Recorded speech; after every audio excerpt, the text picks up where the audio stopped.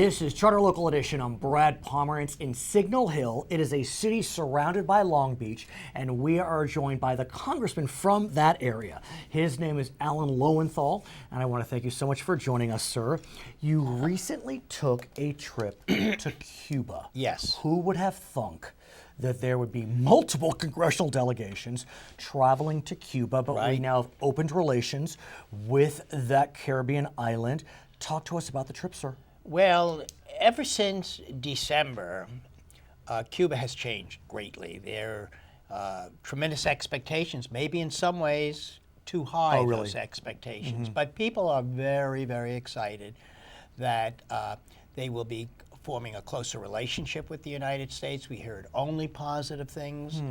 Now,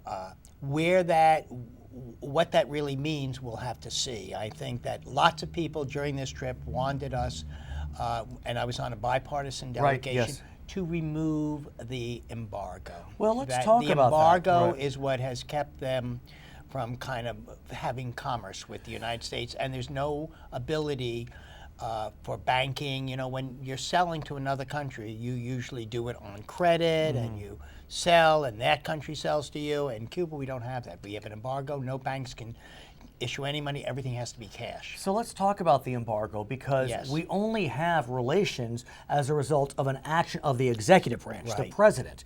To lift the embargo would need a piece of legislation passed by the Congress. And there is a contingent in the Congress that is very much against lifting that embargo. Much of those members, I understand, the Republican Party, who's in the majority. And so how do you see any scenario whereby we lift the embargo? Well, I went on a bipartisan delegation, and the two leaders were the sponsors of the lifting the embargo. Both Republicans? No, one Republican and one Democrat. Kathy Castor is the Democrat. She represents a large Cuban-American community in Tampa, especially where much of the foodstuffs that go to Cuba. Cuba is in a food crisis, really a terrible food crisis going on. People are beginning to be malnourished. There is not enough food on the island. We have the ability to, even though we have an embargo, to move food. We can. To Cuba. Yes, we can. But all the people that were moving food that we met just as we left, when we went down and first visited with Kathy Castor, indicated it's very hard to move food because these are all small businesses that are doing this in the United States, and they need to have banking facilities. They need to have they really don't, and so a lot of food is not getting moved. When you walked around Cuba, did it feel as if you were in the 1950s? Because absolutely. Explain that. That's what I've heard. It's as if from the day that Fidel Castro took over, the country did not advance.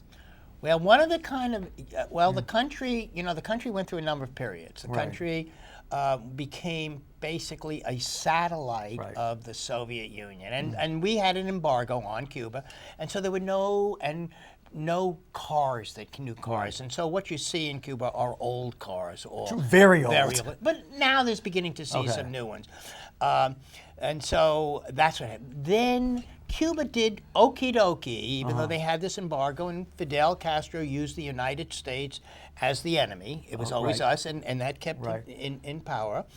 But I believe it was 1991, with the fall of the Soviet Union, the 35 to 40% of the Cuban economy collapsed. They just lost that. And so then they're a country without having any kind of relationship, economic relationship. China a little bit, but their largest trading partner is Canada, which is very interesting. They have no embargo, obviously. No, they have no embargo. Vietnam? No, I don't think. I think that right now, Cuba, in terms of food and what they need, one of their trading partners is Venezuela because of oil. Let me ask. That is very tenuous. I want to ask you about Vietnam. And I ask you in large part because you represent significant Vietnamese populations in the Orange County portion of your district. Recently, President Obama held a meeting with ASEAN here in Southern California, the Association of Southeast Asian Nations.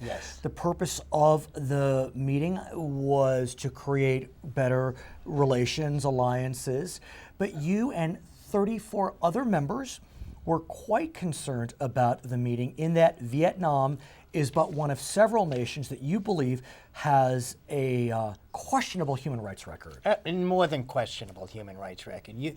Vietnam has a terrible human rights record. Let's begin with that. They arrest dissent. They do not have any independent labor organization. Right. They want American trade, but yet workers in Vietnam are exploited. So they're just one. Cambodia has a leader who's been there for over 30 years, who did not allow for free elections in the last time. I believe Thailand has a military dictatorship. Brunei puts gays to death. And then you have Laos.